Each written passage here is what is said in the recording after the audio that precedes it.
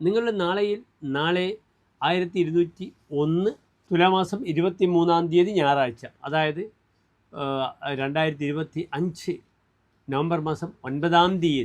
നാളെ ഞായറാഴ്ചത്തെ സവിശേഷത, നാളത്തെ നക്ഷത്രം തിരുവാതിര നക്ഷത്രമാകുന്നു. ഞായറാഴ്ച വരിക, തിരുവാതിര നക്ഷത്രം വരിക, ഇത് രണ്ടും ശിവന് പ്രിയപ്പെട്ട ദിനങ്ങളാണ്.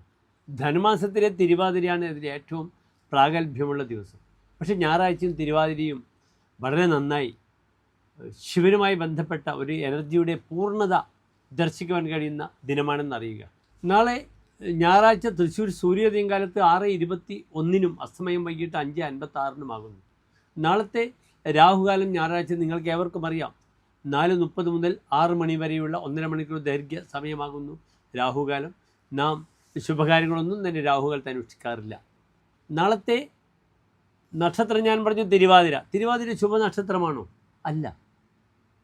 യമരുദ്രാഹി മുപ്പൂരം തൃക്കേട്ടൈവി 7 നാൾ വിതക്കിൽ വിളിയാഭൂമോ യാത്ര പോകിലവൻ വരാ. യമൻ ഭരണി, രുദ്രൻ തിരുവാതിര, അഹി ആയില്യം, പൂരം പോരാളം പൊരുരുട്ടാതി, തൃക്കേട്ട, ഈ 7 നക്ഷത്രങ്ങൾ വിത്തിട്ടാൽ പൊടിക്കാത്ത നക്ഷത്രമാണ്.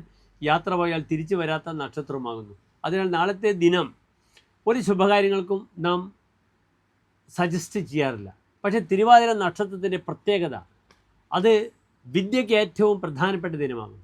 അതിനാൽ കുട്ടികളെ ഹരിശ്രീ കുറിക്കുവാനൊക്കെ വളരെ നല്ല നക്ഷത്രമാകുന്നു തിരുവാതിര ഇന്ന് നിങ്ങൾ അറിയുക. അതിനാൽ നാളത്തെ ദിനം നിങ്ങൾക്ക് ഹരിശ്രീയുമായി ബന്ധപ്പെട്ട കർമ്മങ്ങൾക്ക് വളരെയധികം ശുഭമാണെന്നറിയുക. മറ്റ് ഒരു യാത്രയായാലും വിത്തിട്ടാലും പൊടിക്കാത്ത നക്ഷത്രമാണ് തിരുവാതിര നക്ഷത്രം എന്നുകൂടി എൻ്റെ പ്രിയപ്പെട്ട പ്രേക്ഷകർ അറിയണം. അത് ശിവൻ്റെ നക്ഷത്രമാകയാണ്.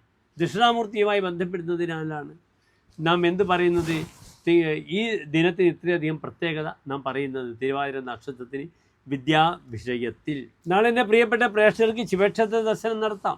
ശിവക്ഷേത്രത്തിൽ കൂവളമാല, ജലധാര, മൃത്യുഞ്ജയ ഹോമം അല്ലെങ്കിൽ മൃത്യുഞ്ജയ പുഷ്പാഞ്ജലി ശിവക്ഷേത്രത്തിൽ ചെയ്ത് നാളത്തെ ദിനത്തെ ധന്യമാക്കുക.